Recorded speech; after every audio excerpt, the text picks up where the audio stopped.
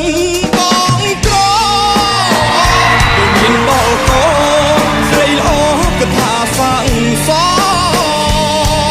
មយកលេងផ្ដេសផ្ដាស់ចាប់ដឹងចាស់ទុំហើយថែមចោលព្រមលីខិន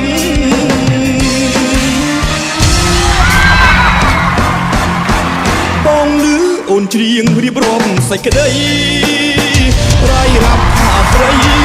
ពីស្រីស្មោះនឹងស្នេហ៍អូនព្រមរៀបការក៏ព្រោះចាំងចាំងបងខំបដូរផ្លាំងឲ្យអូនរៀបការគូថ្មីវាចាំងកំរិលពេកណាំងទៅហើយអោសង្សារអើយមិនបាច់អូនប្រងំភ្លៃអើជើងយកគេរៀបការចុះថ្លៃតែសូមចិត្តស្រីកុំក្រឡៃដាក់ចាំងទុំបងដឹងបងក្រគេមានល្អកស្រីល្អគិតថាសាំងសមយកលេងផ្ដេសផ្ដាស់ចាប់ដឹងចាស់ទុំហើយថែមចោលព្រមលីខិន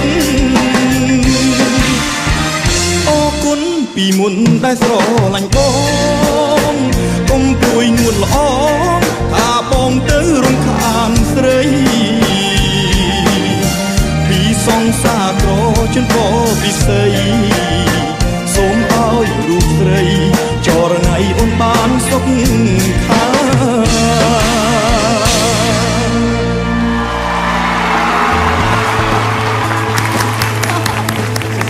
សួស្តីបងសួស្តីបងចាអូនចាឈ្មោះអីដែរអូនថែលថៃបងថៃសប្តាហ៍ថ្ងៃអូនមានបំពេញការងារនៅណាទេបាទបងខ្ញុំបាទរាល់ថ្ងៃជាអ្នកចម្រៀងនៅក្នុងភោជនីយដ្ឋានមួយនៅក្នុងភ្នំពេញបងចាបម្រើការប្រហែលឆ្នាំហើយបាន2ឆ្នាំហើយបង2ឆ្នាំហើយណាបាទអញ្ចឹងបទពិសោធន៍មានច្រើនហើយដែលជាដើមទុនធ្វើឲ្យយើងអាចមកឈរនៅលើឆាកThe Voice រដូវកាលទី2នេះធ្វើឲ្យcoach ទាំង4នាក់ចុចប៊ូតុងជ្រើសរើសយកប្អូនពីព្រោះស្ដាប់សំឡេងរបស់ប្អូនទៅគឺពោពេញទៅដោយទឹកដមសំឡេងខ្លាំងសំឡេងខ្ពស់